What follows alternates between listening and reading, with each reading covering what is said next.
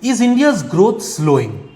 The latest GDP data for the first quarter of FY25 shows that growth has slowed to 6.7% from 7.8% in the previous Jan to March quarter. But is the number as alarming as it looks? What is dragging down this growth and what's driving it? Is there anything suspicious about these numbers? And finally, what does this mean for the growth outlook for the rest of the year?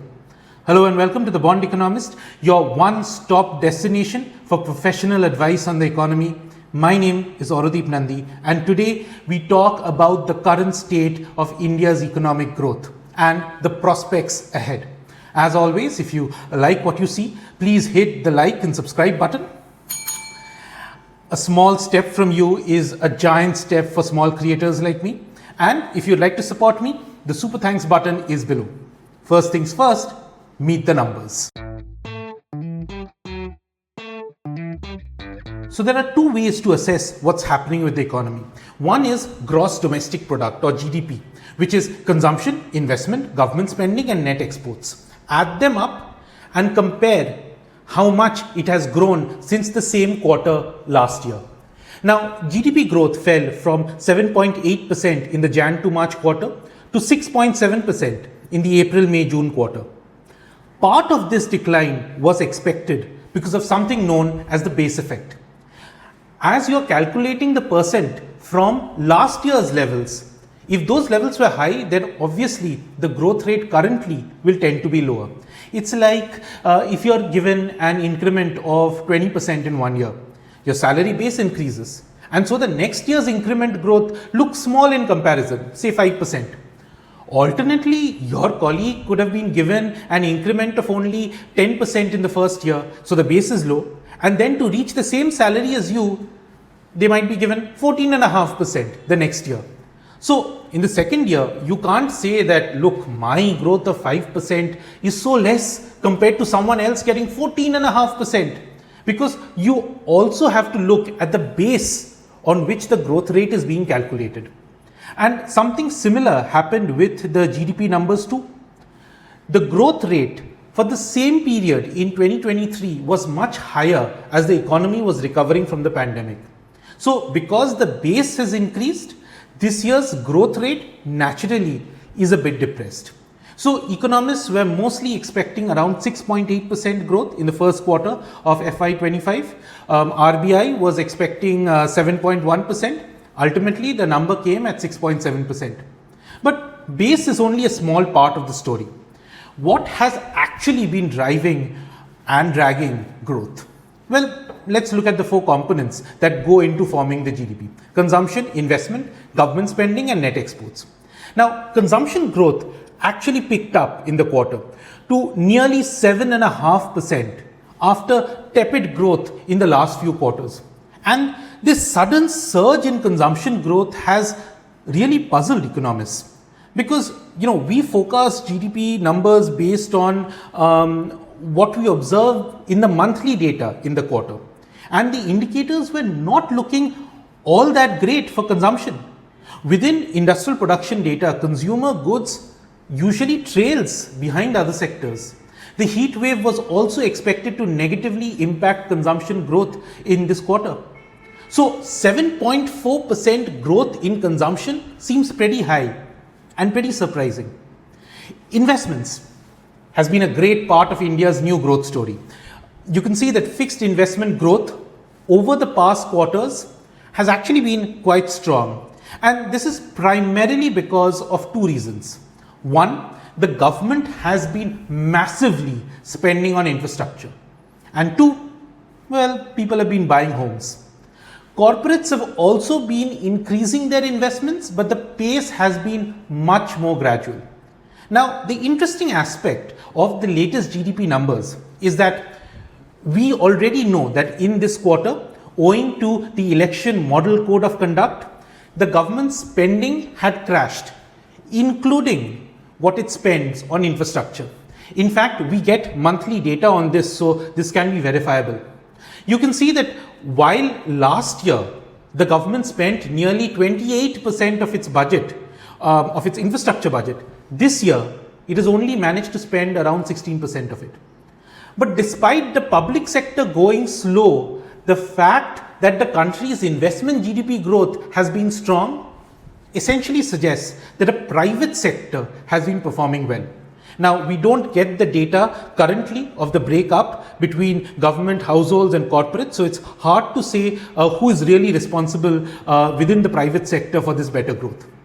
And finally, this has been a good quarter for India's exports, while import growth has been slower. So exports minus imports have positively added to growth. So even though the headline GDP growth is seen to be falling from 7.8% to 6.7%, the internals don't look all that bad. But this is just one half of the story. There's another side to the GDP analysis.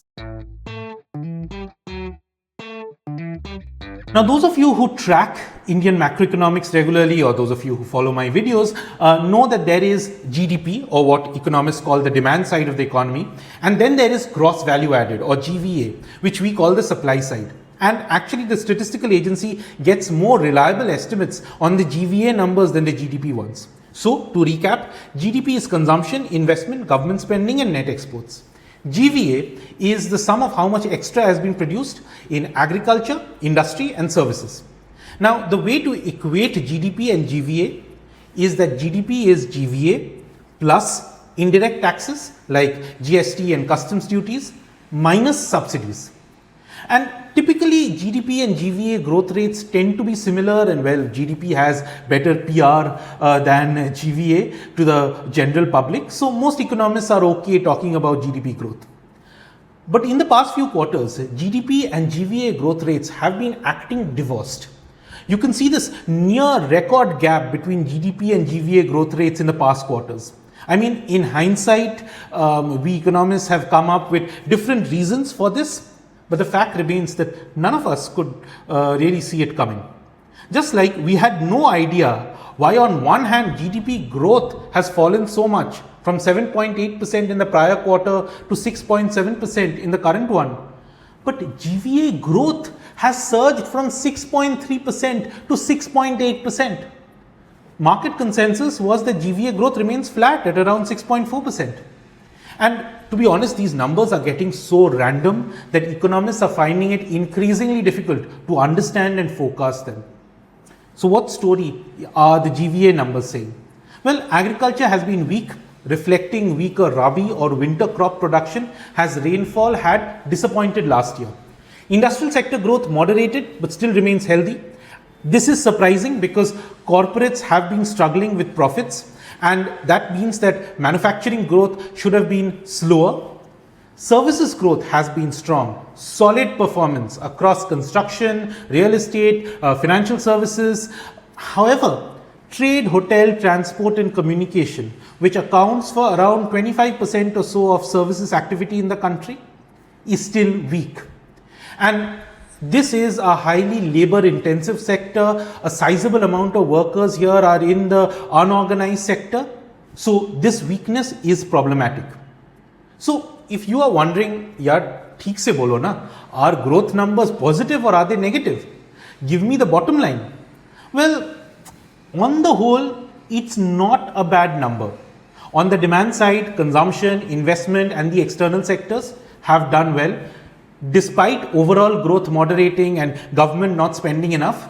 And on the supply side, if you ignore agriculture and a few subcategories of services, overall the growth has been pretty decent. But that said, are there parts of the growth narrative that economists are finding too good to be true? The sad answer is yes. The story from the quarterly growth numbers don't seem to match with the story from some of the monthly indicators. So what happens next? How will growth pan out in the rest of the year? Well, some things look positive. First, now that elections are over, government spending should start picking up. Second, monsoons have been great this year, so crop production should be good. This not only means that on the GVA or the supply side, agriculture should recover, but also on the GDP or the demand side, the rural economy does better, helping with consumption. Also, inflation has come down from last year's levels, which should be positive for rural consumers. We are in fact already seeing some green shoots with monthly two-wheeler sales and tractor sales picking up. These are popular barometers of the rural economy. Much of the services sector has also been doing well, and global growth seems to be holding up. Finally, the festive season is coming up, so usually consumption picks up in these months. But that said, it's not all hunky-dory. Urban consumption growth is cracking. Passenger vehicle sales are falling, as are sales of medium and heavy commercial vehicles. So basically trucks, which kind of gives you a sense of how much activity is happening in the economy. Car inventories are in fact at very elevated levels. Basically, if people are not buying, then the inventories in the warehouse start to pile up. Also, remember that last year saw a major drop in input costs for firms, and that helped them earn good profits. Higher profits means higher gross value added, so growth comes out stronger. But this year, input costs have stabilized, and so that advantage that corporates had last year will no longer be there, and so the growth numbers could possibly be depressed. Finally, companies are still not investing much. I mean, the investment pace has incrementally improved, but it's not very impressive. So despite cleaner balance sheets of corporates and banks, despite concessional tax rates by the government, despite the government's much celebrated production linked incentives or PLI scheme to subsidize manufacturing companies, corporates aren't exactly rushing to invest. And I guess the hard truth is that they just aren't excited enough with the demand in the economy. It almost seems like there are two Indias at play. One India, which is the formal sector with well-off Indians who have access to high-paying jobs, businesses, investments in markets. Their incomes have been good. They are snapping up houses, they are ordering stuff from apps, they are going on expensive holidays, they are buying premium goods. And you can see this in almost every category around you. There is a trend of premiumization. Cars that are getting maximum sales are not the entry-level ones, but SUVs.